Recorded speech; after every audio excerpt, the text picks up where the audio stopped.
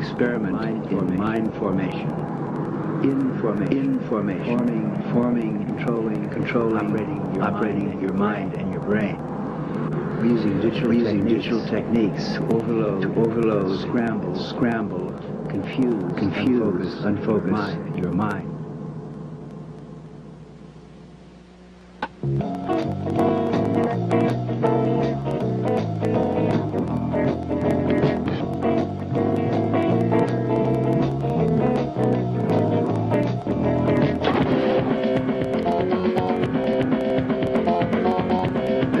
State of the brain is chaos.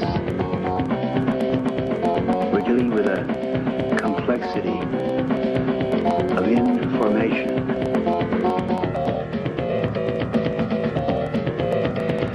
The first thing to do is to overwhelm your focused mind, your linear mind, by overloading signals, digital patterns, clusters of photons and electrons, which produce a pleasant state of confused chaos. This is the state of the brain when it is ready to be informed, that is, to be reprogrammed.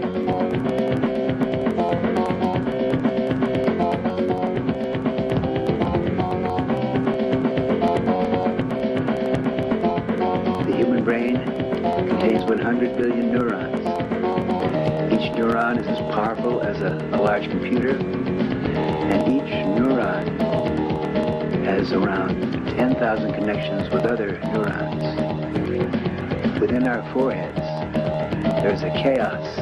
Inside our brains, there is a galaxy of information which is incomprehensible to our linear minds. This contrasts and compares perfectly with the chaos without.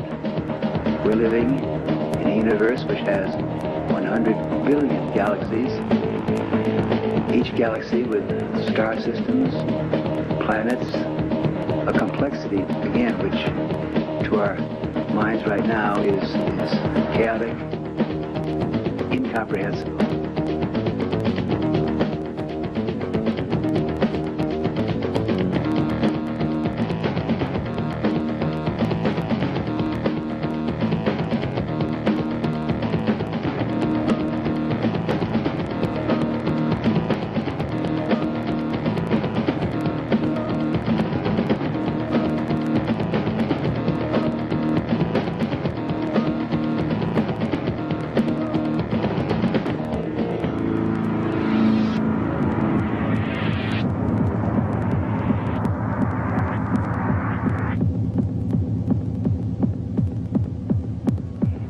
Chaos is beautiful. Now, many times we are afraid because we want order. We can't deal with the confusion and the disorder. We want form. We want rules. Yes, throughout human history there have been people, religious leaders, political leaders, who will give you order. They'll give you rules and commandments. But chaos is basically good.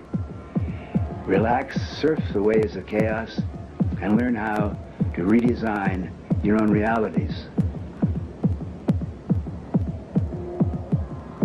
Sit back, float, open your eyes, turn off your mind, unfocus, and let the waves of chaos roll over your brain.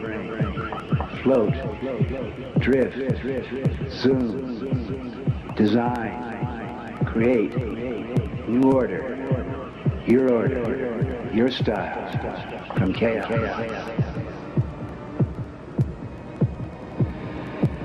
Chaos.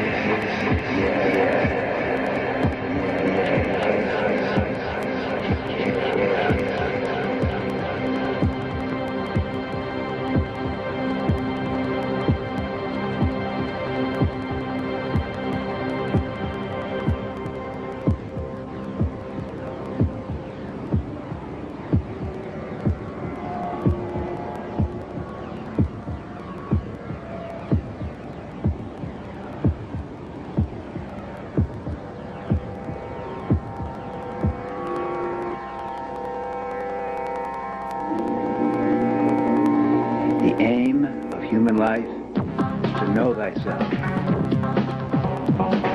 Think for yourself. Question authority. Think with your friends. Create new realities. Philosophy is a team sport. Philosophy is the ultimate aphrodisiac pleasure. Learning how to operate your brain, learning how to operate your mind, learning how to redesign chaos.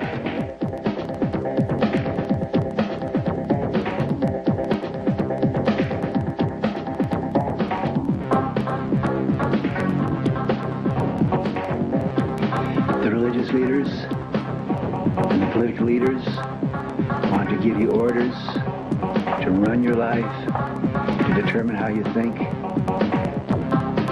The basic goal is to operate your own mind, operate for yourself.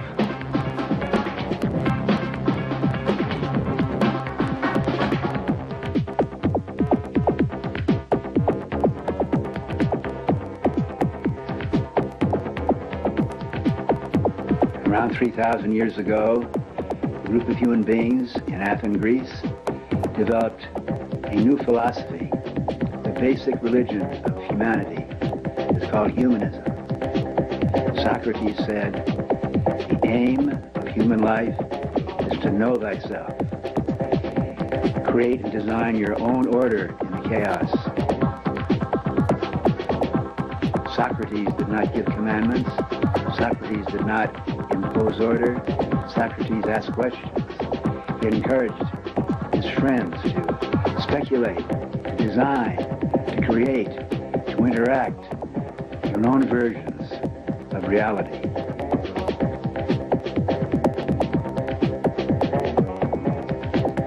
Socrates said, the way to perform philosophy is in small groups, raising questions, learning from each other, changing your mind, growing together, thinking together.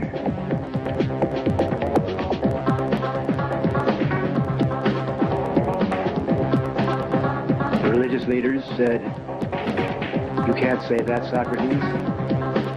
The gods are in control. Who are you to say you have this self? How dare you think you can know?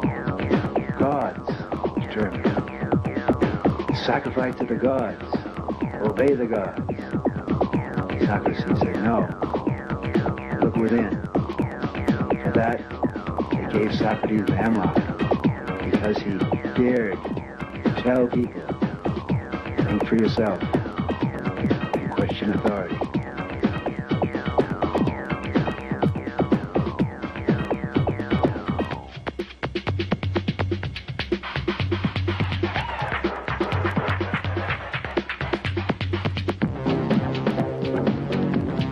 For yourself, you must learn how to reprogram, reform, inform your own brain.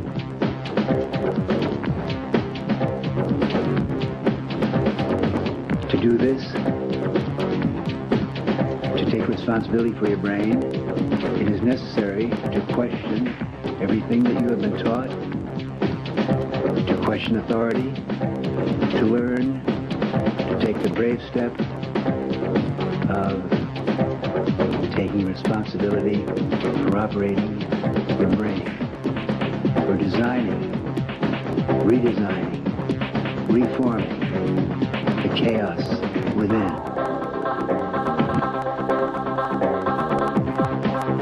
Throughout human history, as our species has faced the frightening, terrorizing fact that we do not know who we are or where we're going in this ocean of chaos, it has been the authorities, the political, the religious, the educational authorities who attempted to comfort us by giving us order, rules, regulations,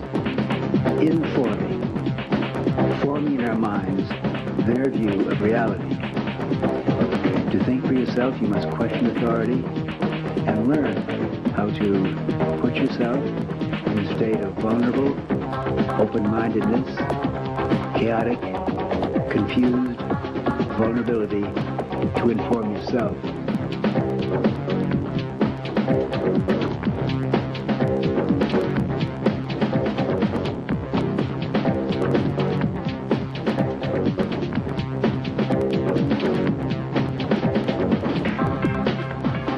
Think for yourself. Question authority. Operate for yourself. Question authority.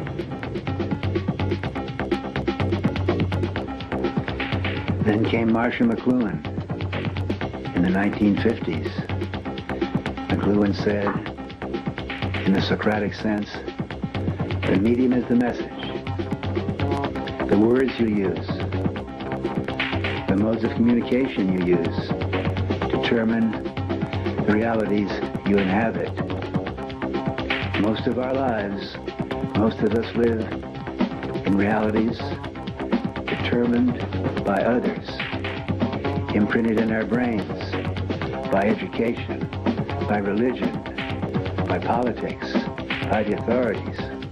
McLuhan said, if you want to change your mind, change the medium, change the words you use, change the mode of communication. If you change the medium, you change yourself, you change your society.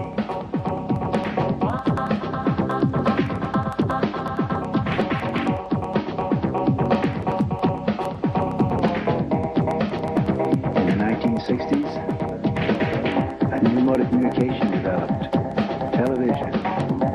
The kids growing up in the 1950s learned how to tune in, turn on, fine-tune, turn off, select, determine what hits your eyeballs. You control your eyeballs and your eardrums.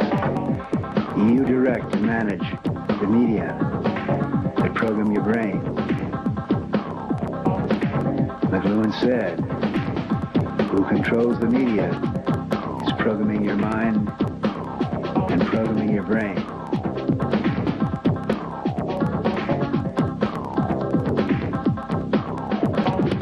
If you think you watch a lot of television, listen to this.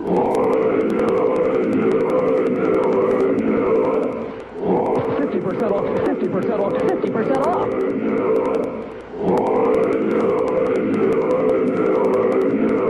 50% off, 50% off designer.